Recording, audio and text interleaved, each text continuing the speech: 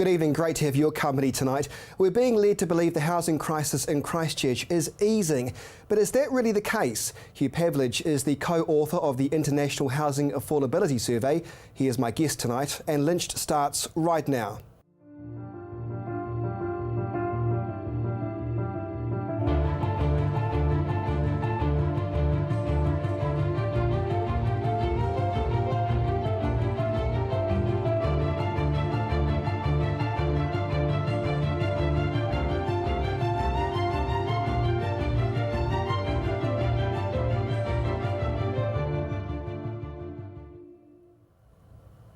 Good evening, the housing crisis first, but we start the program tonight with Sarah. What on earth is going on in the inner city of Christchurch, and who is responsible for getting this city back on its feet? Given the ongoing delays of the CBD blueprint, she could be forgiven for thinking Sarah is becoming more and more a bloated bureaucracy blister medicated to its eyeballs on sleeping pills. The 100-day blueprint should have read the 100 days to create and 100 years to finish. You see, in the private sector, if you fail to deliver on time and on budget, you're fired. You're down the road. You don't get a second chance. If you're lucky, you are down the road first time round. But when the public's paying your salary, common sense apparently goes out the window. Why? Deep pockets, of course. Now, we've all heard those arguments, some of the anchor projects and delays because government officials want to get the designs right before pouring the concrete. Yeah, I can understand that. It's a fair comment, but it's inconsistent with what else is happening in the city. So what is going on? Well, apparently increasing building costs are partly to blame, and you can understand that to a certain degree. But let's remember a few things. The bus exchange is open for business, looking fine. The Justice Precinct continues to take great shape. So forget the ongoing talk fest, Sarah, and simply rebuild our city. Now to other matters. Now the housing crisis. Is there still one in this city, or are things getting better? And what about the so-called housing accord? Is that actually doing anything in fixing the housing crisis? Hugh Pavlich is the co-author of the International Housing Affordability Survey, and he joins me now in the studio. And good evening to you. Good evening, Chris, and thank you for having me on your program. Thank you for coming back. Before we deal with the housing issues in this city, let's deal with what on earth is going on inside Sarah. No one seems to know. On News Talk ZB today, Hugh, I was speaking to Raf Manji. He was blown away by the fact that Jerry Brownlee made some extraordinary statements in Parliament last week saying there's going to be more delays for the convention centre, more delays for the Metro Sports facility, citing things like asbestos. Raf said, we're all set to go, we're waiting for the government to get going. In your view, what on earth is going on? Well, there's a very, very long history to all this, Chris, and Sarah was brought in because we had a failed council. But this goes back even as far as 25 years, where the council became progressively dysfunctional. Then this whole Sarah thing was overlaid over the top of the whole thing, which only worsened this whole situation, so here we are today. Of course, Sarah had a great function, if you can call it great, of trying to rezone land, to say this is what land was going to be rezoned, get rid of the houses, etc. and so forth. In your view, Hugh, has Sarah outrun itself now? Well, it's not only outrun itself, Chris, it was just virtually an abortion from day one. What, unfortunately, John Key and Jerry Brownlee, and at the time Bob Parker, failed to really realise and work on was that, sure, the Christchurch City Council, it was well known that it was dysfunctional, and what it needed was central support to get itself back into a healthy situation so again. Did that healthy situation come, the central support you talk about, Sarah? No, well, that's exactly it. All they did with Sarah, basically, was bring a whole bunch of 200 or 300 bureaucrats from Wellington down to make the whole situation worse. The focus should have always been on restoring the council to health. That didn't actually happen, and this is why we've wound up with this mess today. And here's the weird thing, Hugh Pavlich, we talk about communication. It seems like there is none, and when you've got a senior councillor talking to me on the radio today saying he was pretty surprised by the minister's announcement in front of Parliament, that level of communication just doesn't seem to be there. That must be a concern. Well, they all know it's Sarah now, of course, that the whole thing is going to be wound down, so understandably nobody would care less, because they all know in 6 or 12 months' time they're all out of Christchurch. So from the organisation is really just not even functioning now. It's just in the wind-down phase. They're all just packing up their bags and leaving town, and it's going to take a bit of time. So nobody really cares, Chris. But here's the danger, though, Hugh, is that if the Wellington bureaucrats all packing up their bags in a couple of months' time and going back to Wellington, then what on earth happens to the convention centre? What on earth happens to the Metro Sports facility? What on earth happens to the clean-up zone of the Central Library, which, to be fair, is the council's responsibility, but the clean-up job is for Sarah. What happens to the IRD building? What happens to the West End building that's being demolished shortly? There are so many what-ifs that we still don't know because we're not getting the bloody communication this city deserves. Of course we're not. And we won't get that until the locals start taking back control, Chris. And that must happen, and so that sound decisions are made and the people get what they want, not what central government thinks they need. That's that simple. Do you believe anchor projects like the Convention Centre will eventually get the green light? We had the Minister in Parliament last week saying the 2018 deadline is certainly anything but a certainty now. No. Well, the fact of the matter is they haven't really been honest with us to tell us exactly what these things are going to lose or what this convention centre could potentially lose every year. And of course, guess who's going to be paying for that? The capital costs of these things are often the cheap part. It's the ongoing losses year after year after year. That's something that the ratepayers of Christchurch would have to wear. And so they haven't, that situation hasn't been explained to the people of Christchurch. And I think once they wake up to that, Chris, they won't want the thing. Well, we can only assume a lot here, Hugh, because we haven't been told why there are delays. I mean, the Prime Minister said recently there were costs blowout. But what I don't understand is if there was a cost blowout by the people creating these things in the first place, shouldn't they have taken those things into consideration? If there really was a cost blowout, how come we're not seeing that same argument made for the Justice Precinct, as I said in my top of the program, which is going ahead fine, the bus exchange, going ahead fine. Doesn't seem to be cost blowouts there. What's different, do you think, with items like the Convention Centre? Well, the decision with respect to the town hall would have no doubt muddied the waters. But even having said that, Chris, I think that the politicians, both at local and central level, are well aware that the people of Christchurch don't really want the thing by and large. They don't want these additional costs, particularly when they're looking, for example, at rates increases, supposedly, of 8% per year for the next 4 years. So the focus very much now is on really reducing the whole cost structure of that council. Were you surprised by the amount of delays that have been announced lately? Let me just go through them. The Avon River Precinct, the Convention Centre, the Metro Sports Facility, even the Blimmin Christchurch Earthquake Memorial put back by 1 year. It's virtually everything. It's virtually everything, nearly everything, isn't it? Plus also, we can't forget, Chris, the number of private projects, particularly medium density residential, that have been canned in the central area, and the ongoing problems in actually getting new commercial developments. I want to discuss the commercial development and residential housing issues, and of course the housing crisis. How bad is it? We'll discuss that when we return.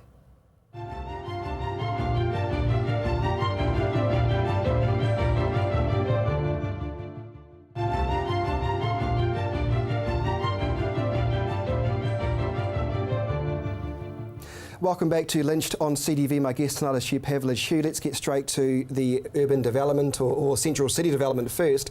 Where is it? We've got some issues, don't we, with the Breathe project. We've been told that it's all guns blazing, but according to the Christchurch Press, there's been no resource consents made. Does that suggest that developers are having second thoughts? I mean, we don't know, but what do you see in this? Could it and would it work? Well, of course, I was a developer in my earlier life, a commercial property developer, Chris, so I can sort of sense what's going on, and of course I get feedback all the time. But the big problem that these guys have all got is that there isn't really a market for what they're trying to sell at these prices. They all know that they're grossly elevated, the development costs are too high, and this stuff simply isn't working, and they won't be getting the banking support to do a lot of this stuff. So what's making it too high in the first place, though? I mean, if I'm a developer, I've got the cash, I want to build this new Breathe thing, it looks quite nice. Sure. Actually, I think it looks ugly, but anyway, whatever, that's by and by. Who is creating the problem to make it too unaffordable to build there in the first place? Because that appears to be the problem at the moment. Well, the problem really stems back again to the Christchurch City Council earlier on with its planning for the central area when they took over. Soon after the earthquakes, they took control of the whole thing. Then Sarah came in on top of that to worsen the whole situation. What we've really had is bureaucratic control of the whole central area, and now we're living with the results. These guys, Chris, haven't got a commercial brain to bless themselves with. Are you being a bit cheeky though, Hugh? Because what about the Live Central campaign. We've got these lovely looking people all wanting to entice you back into the central city. Isn't Sarah doing everything it possibly can in the public relations offensive to attract people to the city, or is it more than just happy faces and smiling people? Yeah, well, we've got to get past the cartoons and the pretty pictures, Chris, if we can. This is all serious stuff. And what you really got is people in control, these bureaucrats at both the council and at the CCDU, who really haven't got a commercial brain to bless themselves with, don't know what works and what doesn't, and if it's not economic, it's not going to happen. They don't even understand that. Well, it's a very harsh thing to say they haven't got a commercial brain. To bless themselves with. To bless themselves, thank you. Yeah. What makes you so certain that you can say that? Well, I've been in the game for so long myself, 30 odd years, and I know I've got a rough idea in the development world because I've been at the coal face in some pretty difficult situations after the floods in Greymouth, for example. I sorted that mess out over there. So I've got the sort of track record for it. But when you're dealing with these guys who haven't actually had this ground experience, Chris, making decisions, and they're out of their depth, they're a real problem. Now, this is what we've seen the result. We're living now today with the result of people running the show who haven't got a clue what they're doing. In your view, then, who should be running the show? Who is going to be able to save the so-called development within the CBD? Let's just talk about that, and then we'll come to urban development shortly. Well, there's a broader issue here that the centralised bureaucratic culture in the council just doesn't work. But what they failed to do from day one was work closely with the business and the property owners in the central area. In fact, the bureaucrats treated it as a power game to boot those guys out so they could get control. So that's what we're living with, as I said before. Well, that's what we're living with today. Well, let's talk about the council. Do you believe things are getting better now? And I point to the fact, and this didn't get much media traction, I was very surprised by this. Yeah. Leanne Dalzell told me on News Talks a few weeks ago, the CEO was hoping to save the council more money than was expected. Now she was tasked with 3% over those 3 years. She's come back and said, I can do better. I'm going to do 7%, $40 million to cut from the long-term plan budget. That's not money to be sneezed at, but that didn't get much traction in the media. What are your impressions? I was surprised by that. I was surprised by that too. And it should have deserved to. I think it does. Look, nobody likes job cuts. Yeah. I take no pleasure in saying that. Yeah. However, there does come a time and place where the people of Christchurch are looking for some answers. Have they found that in Dr. Carleen Edwards, Hugh Pavlich? I believe they may have, and I'm getting increasingly confident in what's happening actually at the CCC. And of course I'm getting feedback throughout the country too on the changing culture within local government. Long overdue, I might add, Chris. But I'm very happy actually with these two, but basically the Mayor, Leanne Dalzell, and also the Chief Executive, Carleen Edwards as well. And there are two reasons for this. Before you start, I want to just tell the viewers at home, you are a bit of a council critic, and you have been highly critical of Mayor Leanne Dalzell. Not highly. I have been critical. I hurried like to hurry her along, Chris. Yeah. I was particularly critical of the Mayor previous to Leanne Dalzell. So this is a bit of a change for you though too. Why are you seeing a slightly different culture? And I take it's for the better. Tell me. And indeed, that I think is happening, and I'm seeing that through local government in New Zealand, but particularly Christchurch and Auckland. And I think, these two, what we've got to realise, Chris, they came out of they came from different sectors than the local government culture. It's taken them some time to get to understand it. But increasingly, as they are getting to understand what's going on there and to understand the whole culture of local government, I believe that they're quietly sort of starting on the path of addressing the issues we need to see addressed. Well, $40 million to cut from the operational expenditure, nothing to be sneezed at, Hugh. No way it's not, but there's a huge job there for them to do, for both of them. But all I'd really like to say, Chris, I've had a wife who's been very ill in the last 4 years, for example, and Carleen, for example, she's out of the health sector. I can't speak highly enough of the wonderful service that my wife's had out of the health sector here in Christchurch. Wonderful people, dedicated. If Carleen can transpose that sort of culture over to the Christchurch City Council, I'll be the happiest citizen around. Do you think it's possible? I believe it is, because essentially it's a cultural problem with the Christchurch City Council that we have. They've been anti-recovery. The bureaucrats have been they've been playing a power game to try and get control of everything, of things that they don't really understand, and we can all see the results. All we have to do is drive through that central area to see the results of all that. So people are really starting to realise just that something has to change, and I believe, hopefully, that both the Mayor and the new Chief Executive, she's been in the job now 12 months, may have the ability to do what needs to be done. Before we take a break, I just want to come back to those anchor projects again and the lack of ongoing development from the government's point of view. And maybe that's too harsh, I don't know. But they come back with the same. I was talking to Nikki Wagner on the program today, and she was saying it comes down to high complexities.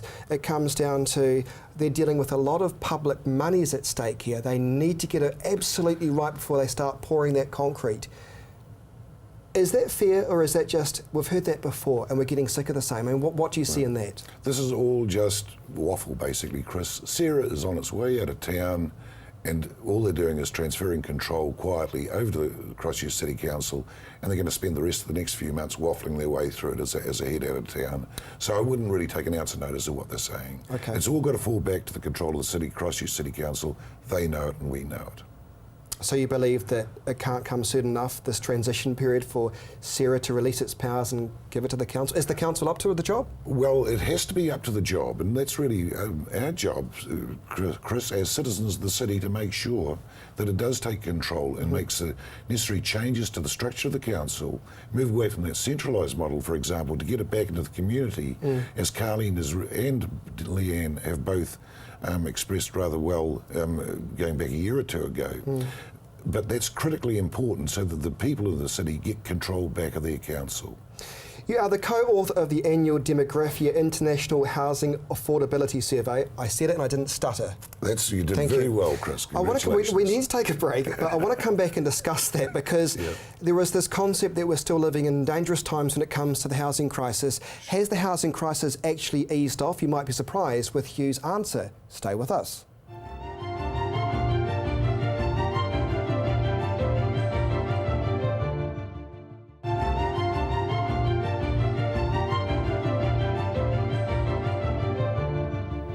Welcome back to Lynched on CTV. My guest tonight is Hugh Pavlich, the co-author of the annual Demographia International Housing Affordability Survey.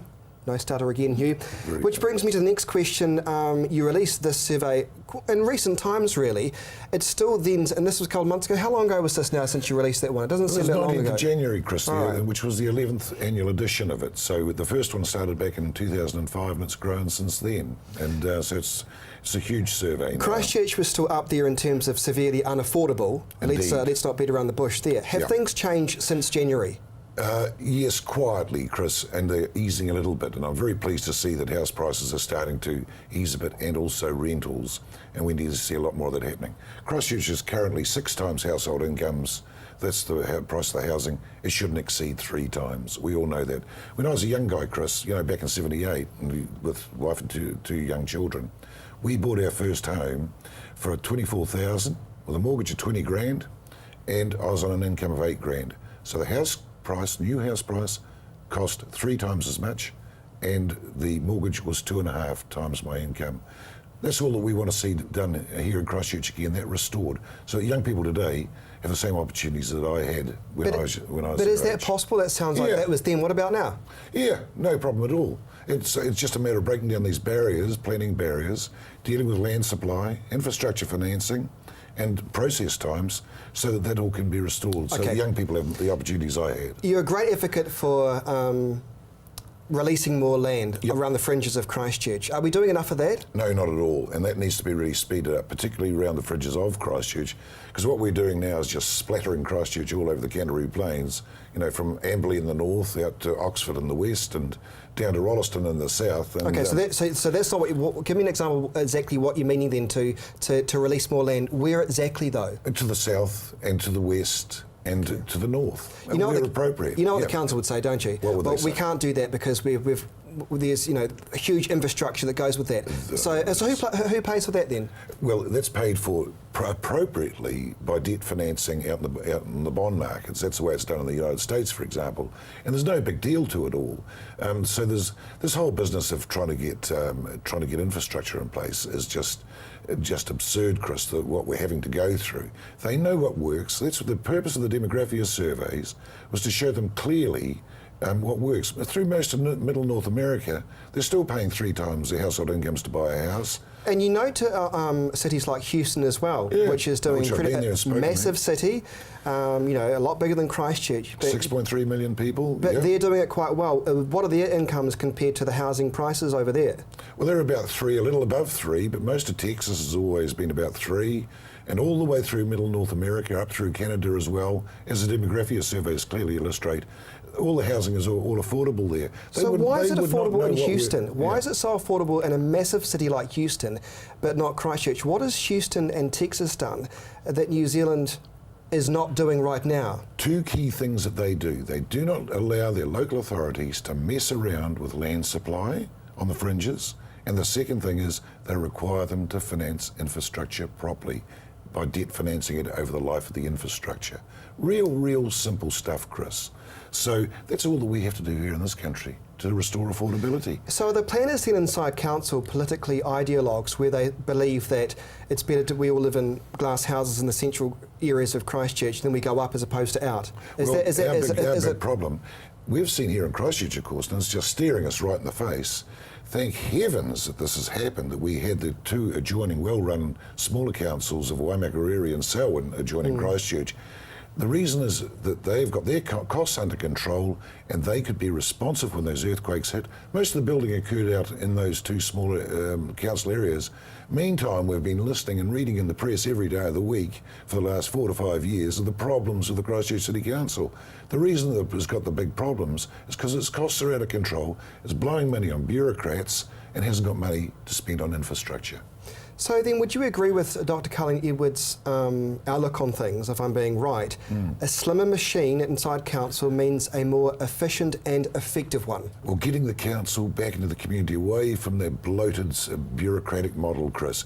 And we've got to think of the council staff as well. It's no fun for them to be working in this dysfunctional environment. And we want to see them working in a proper structure where they're getting working in a satisfying environment where they can feel as though they can contribute constructively to the community as well. So we've got to get the council back into the community with a one city many communities model. Years ago, Chris, before this forced amalgamation in '89, we used to have the Waimarie Council, the Paparua Council, the Riccarton Council, Heathcote, and the city, and of course Banks Peninsula. And both of these smaller councils, they functioned the way that Waimakariri and Selwyn are functioning today. So all we have to do is learn from history. So you must have been in good heart when you heard that the proposed amalgamations of all the Wellington councils fell flat in its face, because wasn't that the start of something else, something scary? I mean, you look at the super city idea in Auckland that was supposed to keep costs under control. It's done the exact opposite, hasn't it? They're looking at 9.9% rates increases this year. The whole thing is well out of control. But the big difference with Auckland, of course, I sort of sometimes refer to Auckland as our aspirational city. You know, it's our big grunty sort of city. They woke up to it real quick in Auckland about how amalgamation didn't work. It's taken us a long time, and it took an earthquake for us to wake up down here. Just finally, give me your thoughts on Dr. Nick Smith as Housing Minister. How's he doing? And are these accords that he's set up, the housing accords, are they working? Are they good? Or is it all talk? What are you seeing in that? No, there's been a lot of very good direction from central government going back to October 2012 with a major announcement by Bill English, the Deputy Prime Minister, the focus on land supply, infrastructure financing, process and construction costs. Nick Smith came in early 2013 and got the accords in place. The big problem that we have, Chris, is that they're not driving it hard enough. And those accords are too wishy-washy. So really, Nick needs to really stiffen up on those. And he's been through some nonsense up in Auckland, of course, trying to take the Maoris on, and with all these distractions. But how about getting focused land supply and infrastructure financing for all our metros throughout New Zealand? via the housing accords, which I think are a good idea. That's right, the Maori organisations are after the bit of land, aren't they? Well, that's all that drama. Give us the first right of reply first, as they would. That's right. Hugh Pavlich, nice to see you. And thank you, Chris. Thank you for your expertise. Always nice to have you on the programme, of course, on News Talk CFB. And thank you for joining us on the Lynched programme tonight. We're back again next Monday at 8:30. This show does repeat itself and is available on demand at ctv.co.nz. But from everybody here at CTV, you have a warm night.